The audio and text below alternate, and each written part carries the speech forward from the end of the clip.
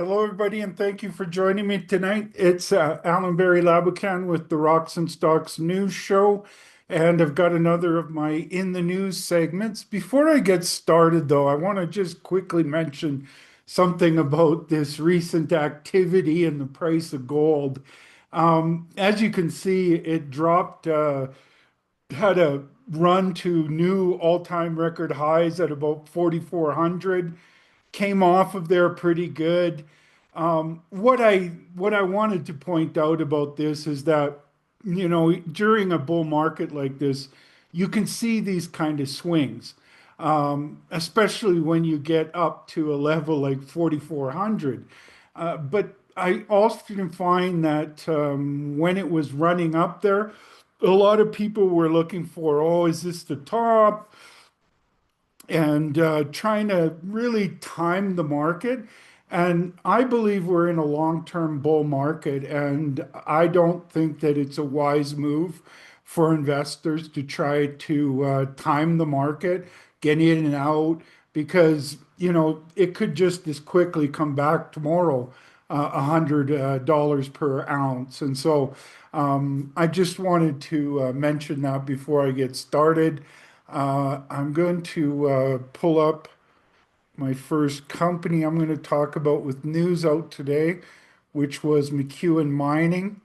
They had news out on drill results from their project in Nevada. As you can see here, or hope I can see, um, the headline from the news release was Windfall Drilling at Gold Bar Mine Complex intersects significant mineralization, 2.4 grams per ton of oxide gold over 74.7 meters and 6.1 grams per ton of gold, high-grade gold over 6.1 meters. This comes from their Windfall project, which is part of the Gold Bar Mine Complex in Eureka Mining District of Nevada. This is one of several initiatives currently underway at the Nevada projects, which is to increase gold resources, extend mine life, and lower production costs at the Gold Bar mine. They talked about this. This project was acquired from Timberline Resources in 2024. They bought out Timberline Resources for this project. At the time, there was a 423 ounces gold in the measured and indicated categories, 84,000 in inferred.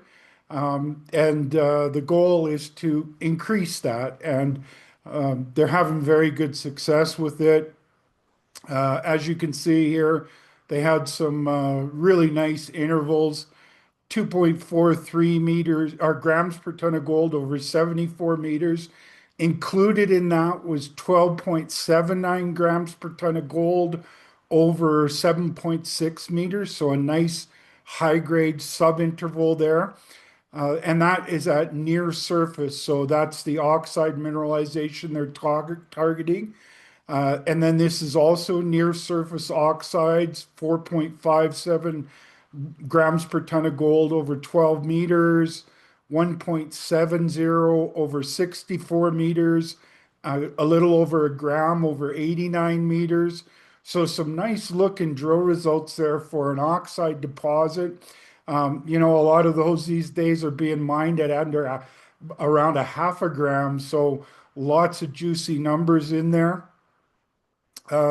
This is a good portion why it should matter to our shareholders and the value of our company. The newly discovered gold mineralization is beyond the previous resource estimate. The gold mineralization remains open for further expansion with very encouraging grades and thicknesses. The gold mineralization is near surface and oxidized, which means it could potentially be processed by heap leach recovery, the same process being used at the Gold Bar mine. Windfall is located on private land, potentially allowing for faster production permitting. They talk about the high priorities of the drilling, continue resource definition and expansion drilling in the Windfall area, test lateral and depth extensions of higher grade zones work on publishing an updated resource estimate. So they had a lot of good information in there about this project. And it just so happens that earlier today, I put out an interview that I did with Rob McEwen and Michael Medding, who are the key people at, well, Rob with McEwen Inc. and Michael Medding with McEwen Copper. And so this company has a very attractive and exciting value proposition because in addition to their gold mining operations, which are expecting to produce about 130, 135,000 ounces this year, and then ramp it up next in the coming years, with a goal of about 200,000 ounces in the next few years, over 200,000 ounces in the next few years. So that's one exciting prospect for the company. And then they also have their what I consider a unicorn copper development project at McEwen Copper's Los Azules project in Argentina. It had a bunch of really great news out recently that I talked about with Michael Medding and Rob McEwen. So I advise you to take a look at that. Just go to my YouTube channel at Rocks and Stocks. Uh, just do a search for Rocks and Stocks News on YouTube and you'll find my channel there. Or you can also find it on rocksandstocks.substack.com, or of course on my uh, Twitter, where I'm Allan B Reports on Twitter. Okay, so as you can see, the company has made a nice breakout since the earlier yearly lows. Um, uh, oh, just something came up there at about where was it here? It bottomed out at about $9 a share in April. Since then, it has made a significant breakout above the 50-day and the 200-day moving average, and had a golden cross, and has a very steep trajectory to the 50-day moving average. And a lot of this has to do with what I talked about with Rob McEwen and Michael Medding about on their copper asset, but they're also making a lot of news on their gold operations as well. They're doing a lot of drilling and a lot of good things happening there. They're bringing a new mine into production called the Stock Mine in Ontario. So the company's got a lot of catalysts, and that's always an important thing that I look for when I'm talking about a company that I think has a tremendous value proposition. Well, you need a lot of news to unlock that value proposition, and that's what they've got. So have a look at McEwen Mining. All right, next up, when my computer screen cooperates with me, right at the moment, it's not cooperating with me. There we go. Okay, I got to be careful when I touch things or I touch the wrong ones. So this is the news from Kirkland Lake Discoveries. And Kirkland Lake announced that they've closed off the non-brokered private placement for $12 million. They talk about being pleased to announce that it's closed. Chief Executive Officer Stefan commented, and I quote, "This financing represents a major vote of confidence in our vision and our team. With over 12 million in new capital, KLDC is now fully funded to advance multiple high priority drill targets across our extensive land position in Kirkland Lake.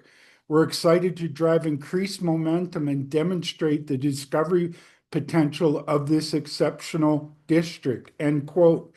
Now, I'm really happy to see the company get this financing because they've got a very large target. It's shaped like an egg almost, but it's a 17-kilometer egg. It's a huge piece of rock that surrounding that rock, this is called an intrusive system. And surrounding that rock in the contact with the country rock is where the past mineralization has been found. And they've got this huge geophysical anomaly all around the perimeter of that 17-kilometer rock package. And so it's going to take a lot of drilling. By the way, they've already drilled some holes and seen very nice sulfides that range from disseminated to massive sulfides. So those assay results are pending. I hope to see those out relatively soon, maybe over the next 4 or 5 days. And then they can get roll up their sleeves and get drilling on this.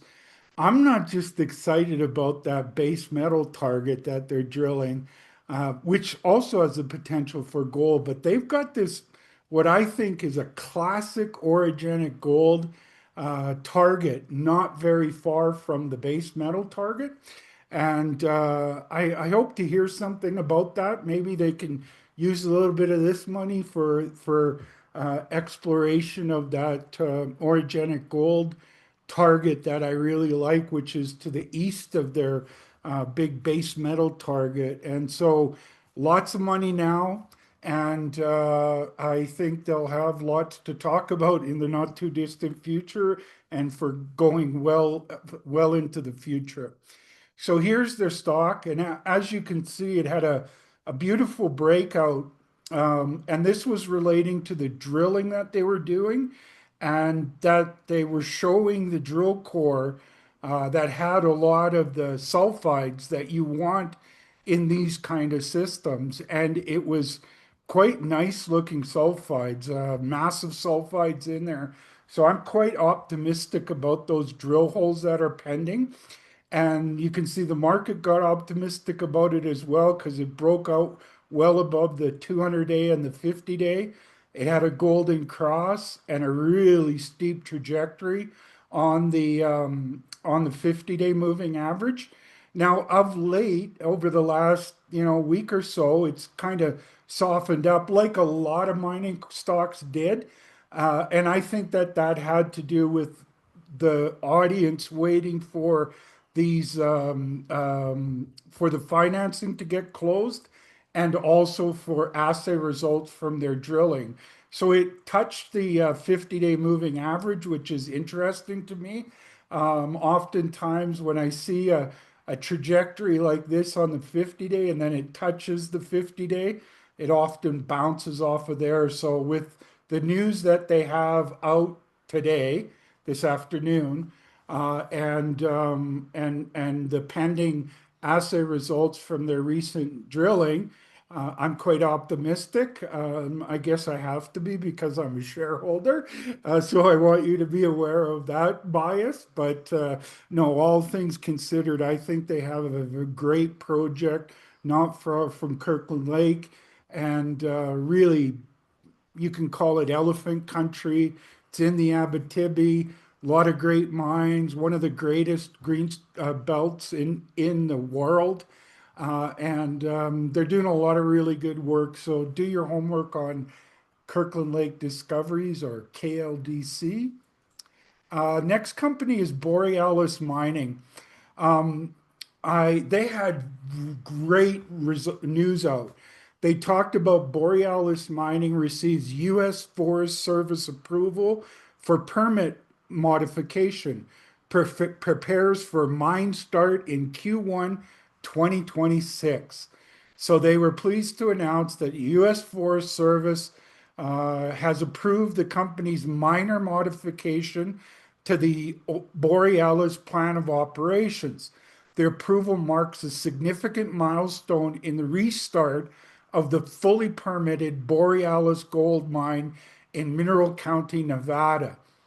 The minor modification allows for expanded mining activities in the Freedom Flats, Borealis, and Deep Ore Polaris pits, the development of Waste Rock Facility 9, reconfiguration of existing waste facilities, construction of new haul and light vehicle roads, and the relocation of the key mine infrastructure, including fuel storage, power lines, and process water routing.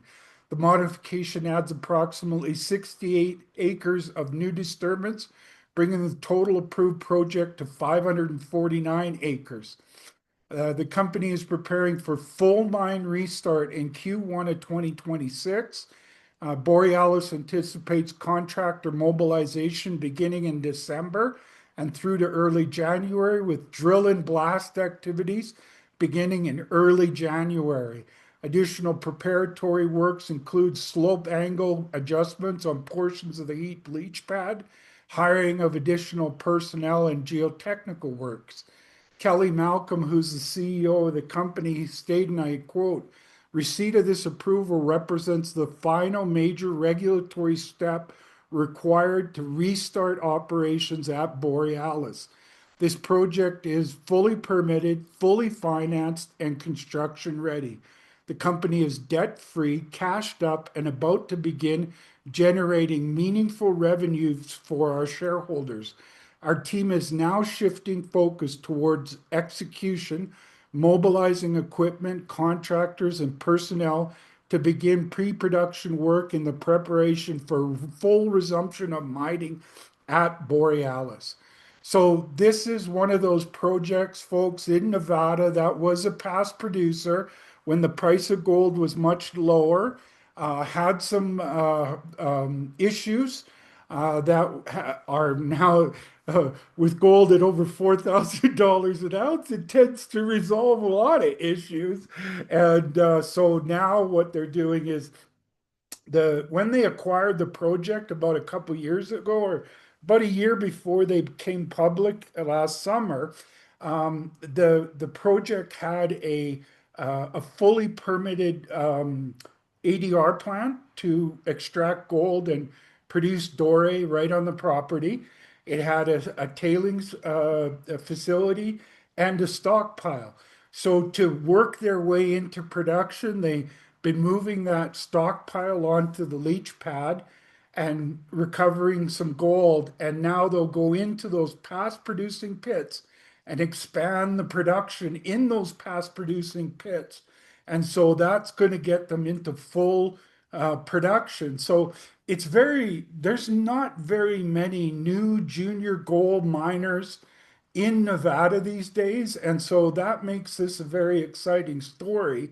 I'm very thankful that they're a sponsor of my reports, and I'm also a shareholder of the company. So as you can see, they've been getting a lot of attention as they've been moving the material from the stockpile onto the leach pad.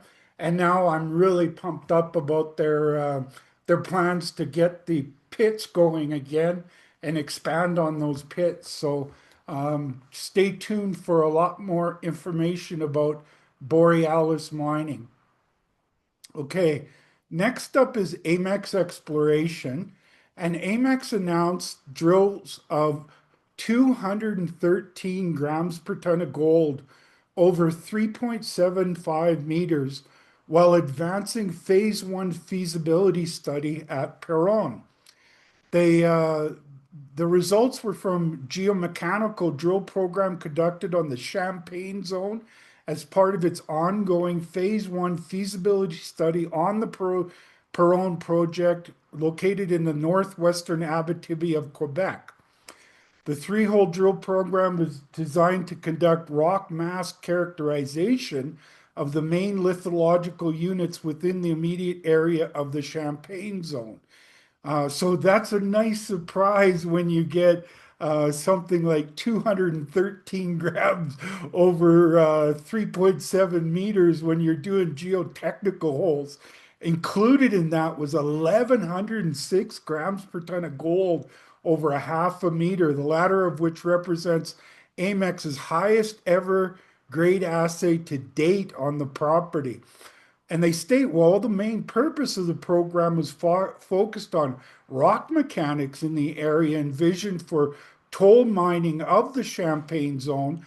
The company is encouraged to see the robustness and continuity of high-grade mineralization that zone continues to display. So then they give you the details there. Aaron Stone, who's the vice president of exploration of Amex, stated, and I quote, the geomechanical program was designed with the primary goal of gathering information on all aspects of the rock mechanics surrounding the high-grade Champagne zone, which is envisioned for toll milling as described by our latest preliminary economic assessment study. These holes were designed to best intersect the important structures within and surrounding the Champagne zone and not necessarily placed in important zones of mineralization. So the fact that PEGT 2501 has produced the highest grade assays to date on the property is exceptional. It is also important to note that as we had ample analytical data in the areas surrounding the geomechanical drilling, the decision was made to send the whole core for analysis. A whole core analysis provides a truer representation of the mineralization. So it is extremely encouraging to observe the robustness of the high grade zone or high grade that the zone continues to display, end quote. Then Victor Cantore, who is the CEO and president of Amex, added, the feasibility study for phase one of operations at Perron is advancing well with the completion of the geomechanical drilling program. Initial results from the program show good rock mass quality in the rhyolite that hosts the Champagne zone, ideal for underground mining. The critical data collected will guide stope dimensions for phase one operations, which will in turn decide the mining rate achievable for the project. Additional important studies surrounding hydrogeology, geochemical analysis of ore and waste material, and environmental studies, among others, are also progressing well. Today's high-grade assay results further confirm our confidence in the project and the exceptional continuity of mineralization within the Champagne zone. I hope they have a cross section here. Okay, this is great. Maybe they got another one here. Oh, look at some of that beautiful, chunky, visible gold in that sample. Wow, that's some beautiful looking stuff there, folks. Okay, so I think Champagne. Hold on a second. Just give me a second to work my way through this. Okay, this one up here will show you the continuity, which is quite exceptional for such a high grade system to have this kind of continuity. As you can see, the whole system goes down and has been traced for over 1,000 meters and still remains open. The in these kind of orogenic systems, you generally don't get they're usually found in pods or zones. They're not usually found in that kind of continuity, and it's so unique that there's a expert on orogenic gold systems, and he wrote a scientific paper about how unique it is. Yeah, it's a really exciting project. They are a sponsor of my shows, so I have to thank them for that. Let's take a look at their stock chart. What's really made a difference for the attention to this company has been since they started talking about their plans for their path to production. So it's got a lot of attention since like the lows of April. I think it's warranted. You want to take a look at their news releases to check out if you think it's warranted. Yeah, a lot of great news has come out. They got a whole bunch more coming out. So do your homework on Amex Exploration. Now, the next company I have up here, I brought up because it is a new takeover in the mining sector of a junior by a larger mining company, which I think is one important thing. But secondly, I just talked about Victor Cantore, who is the CEO of Amex. He's also the chairman of Northern Superior. And this is important because, it gets attention onto Victor because he's associated with companies like Amex and Northern Superior. So they talked about how they're getting their IM Gold is buying Northern Superior for 19 cents a share in cash for an aggregate value. So they get 0.0991 of a share in IM Gold plus 19 shares in cash for an aggregate value of $2.05 a share. So when that was announced on Monday, you'll have a look here and you'll notice the stock went up pretty dramatically. Superior, Northern Superior, sorry. Northern Superior. There it is, SUP. Thought I put that in. As you can see, they went up quite nicely when that was announced. They actually traded up to $2.23. Um, and so, it just goes to show you that regardless of what's happening in the price of gold, there's a lot of good things happening in the gold stocks. And this is just a perfect example. So that's why I wanted to bring Northern Superior up. Okay, another of my picks that had great news out today was, or sorry, I think it was or it was today.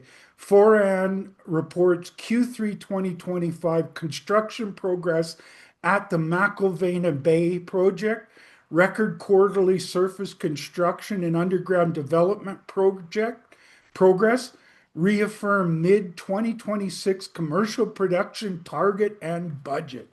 So they talk about key achievements, good safety, project construction has reached 64% at the end of the quarter. They're really moving it along quite nicely towards that commercial production. They're on track for mid 2026 to get it into production.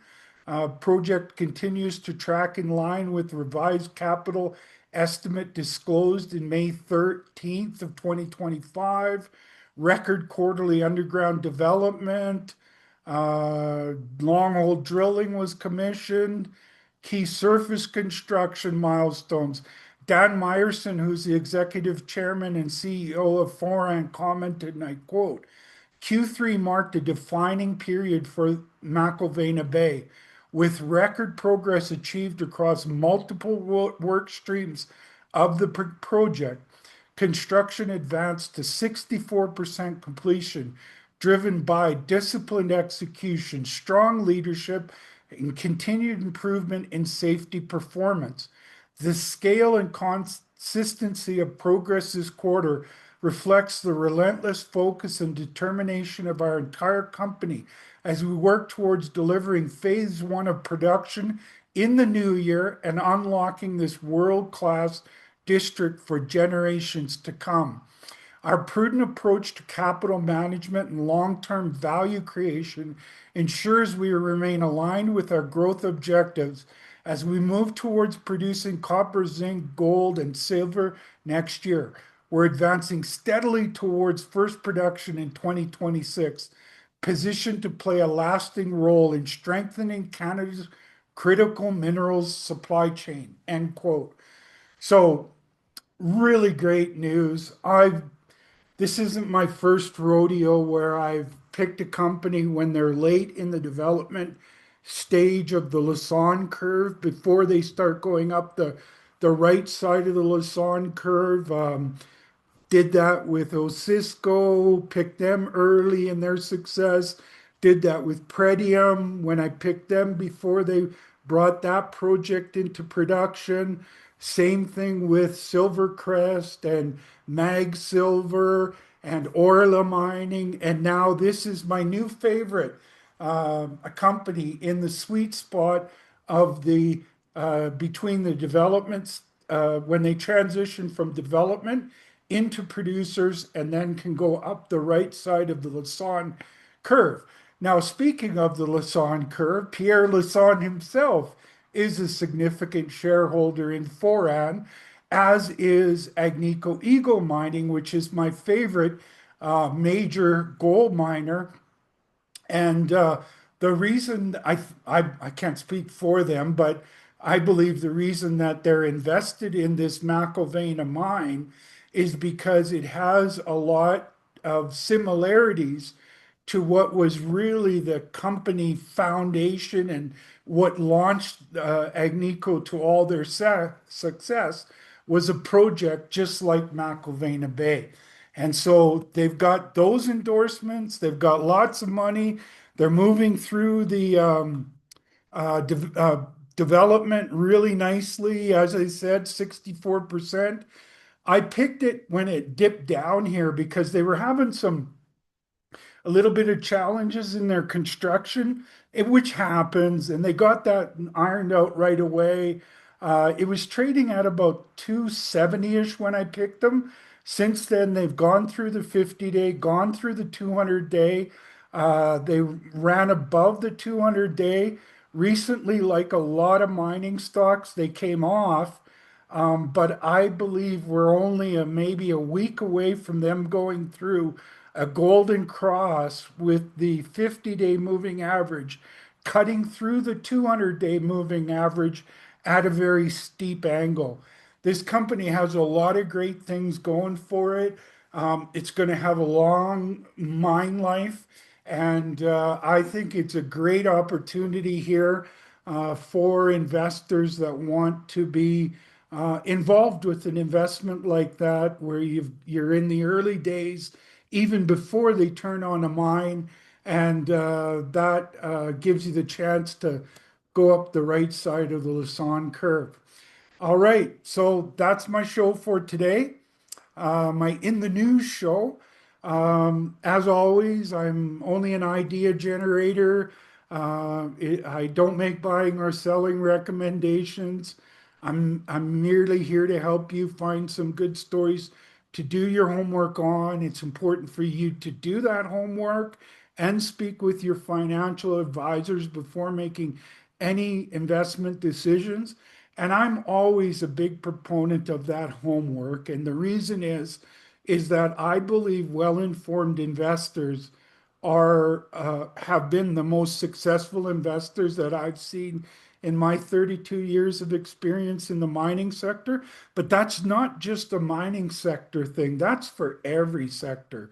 It's usually those that are really well informed because they tend to make decisions based on logic and reasoning and data, and they don't make it based on short-term fluctuations in the stock market or in their stock, or in the case of gold, in these short-term moves in the price of gold. Because, if you understand the fundamentals in this case, the fundamentals of gold, nothing has changed over the last 4 or 5 trading days. There is still all the key reasons to be bullish. I talked about them on my last show on Sunday a few days ago. So have a look at that. Why I thought that, you don't want to pay too much attention to this short-term weakness, because all the indicators of what has driven it up continue to drive it up. So do that homework. Have a nice day, evening, afternoon, wherever you are watching this in the world, and we'll talk